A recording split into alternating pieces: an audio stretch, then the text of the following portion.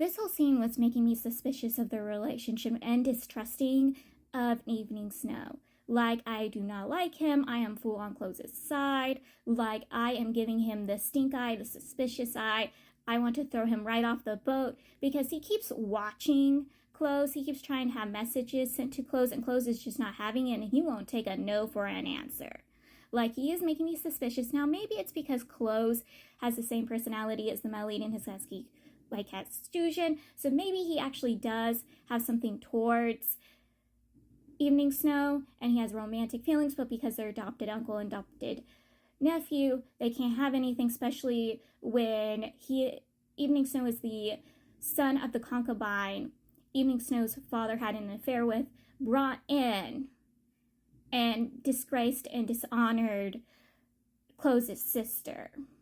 Like, it could be something like that. And I also had kind of my theory that they're actually related, blood related. So that would be very awkward and gross if there is a romance going on between them, or something as dark and hideous as Excuse My Confusion, because I am very sure Evening Snow has done something as vile as the main character from Husky My Confusion did to the male lead, as he has done to Close. Like, I am suspicious. Also, do not worry, they do not take the Feather Girl back with them to their home. They send her back to her tribe before they head out back to their country. So the main character breaks into a room once they arrive back to their country. He sneaks into this room using a seal he got from the former emperor, and he uses it to find recorded scrolls. These scrolls should have the information he needs to know if the Melly truthfully defected by choice or not. He needs to know the truth because he's seen stuff from the time era. He needs to know what really happened during this period of time. He has to know the truth. No ifs, no buts. He has to know the truth. So he steals these scrolls because he knows he won't get a second chance, especially when guards come rushing to the room because they've been informed that someone broke in. Now, they're not suspicious when they see the main character, and they trust the main character, so they let the main character go, not knowing the main character stole a bunch of recorded scrolls that have actually been destroyed. So this makes the main character more sure that he is correct. Someone does not want this information to be known. Before the main character stole the recorded scrolls, he had run into Yu Ming Link. They have a little bit of a conversation before she sends him away, and May basically tries convincing her to try to keep the main character at her side, even forcing the main character to be with her. And she keeps telling the May, no, there's nothing like that happening between them. They're not betrothed. He's not waiting for her. And she's like, well, you have to make him stay by you. And she's like, I'm not going to do, like, they're having a full-on argument with each other over this. And yes, I am suspicious of her, but I'm also rooting for the fact that she's not going to force a man who doesn't want to be with her. Also, I think she would fit great as Empress. I do not know why, but I think the fact that she's working hard, she's doing everything to provide for her people, helping her people, doing more than the actual Empress, I feel like she would make a great Empress. I know, sadly, she'd probably never be Empress, even though I feel like she's more worthy of it. Yes, she makes me suspicious, but rulers make everyone a little suspicious, and even though she's giving a White Lotus vibes, and she could be putting on this whole act to her maid, so her maid still be full on rooting with her for her, and the main character, I still think she would make a great Empress. While rushing to Evening Snow to get Evening Snow's help with the recording scrolls, he runs into Close, and now I'm very suspicious of Close and Evening Snow's relationship. Close is very upset, very embarrassed, is rushing out of there. He won't even give the main character an acknowledgement of the day, he's just leaving. The main character overhears, Master, no, Master, don't, and so he rushes in thinking Evening Snow's been harmed, especially by Close.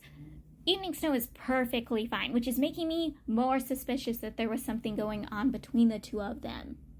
Like, Evening Snow is not who he's pretending to be. He should not be trusted. He's probably the person I was warned about, who I thought I was being warned about Mercy, but it's actually Evening Snow I've been warned about, and that he should not be trusted as far as he can be thrown.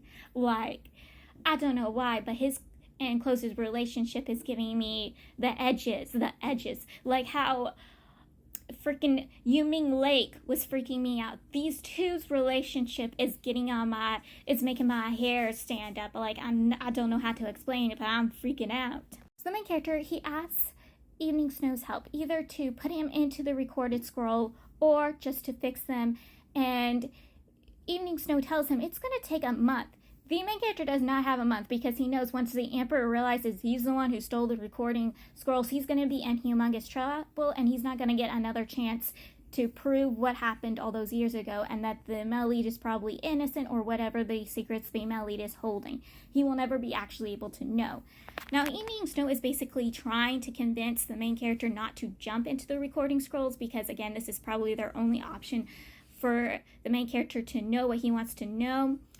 And that the fact that the main character shouldn't trust or believe in the Male-Lead, that what happened all those years ago is probably the truth, like what they all have been led to believe is the truth, that there's nothing more there, and the main character is just denying himself the truth.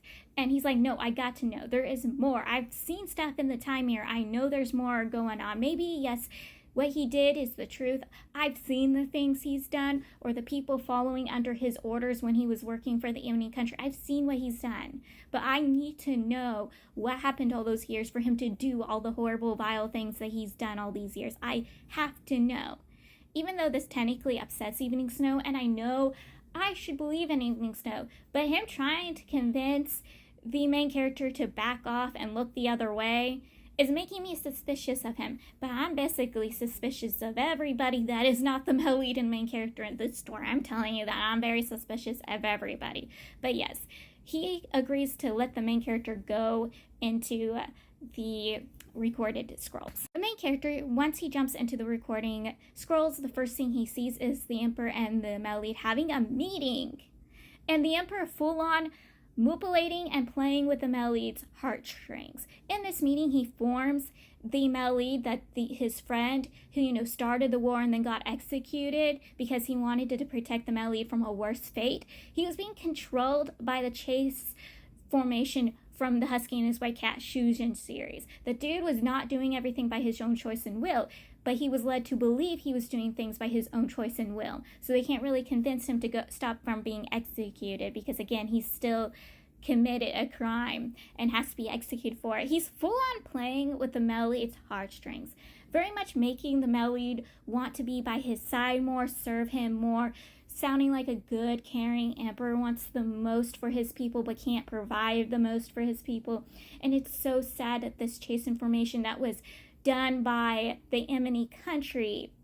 So yes, it sounds like the Emperor was actually the one who did the chase formation. I'm sorry, I'm starting to think the Emperor did the chase formation so he can mess and fuck with the Male-Lead and send the Male-Lead as a traitor to the other country to get information from the other country and then bring the Male-Lead back here. And it's so obvious once he has his use for the Male-Lead, he's going to throw the Male-Lead away. I am so furious. And the main character's just shocked. And I'm like, I was right.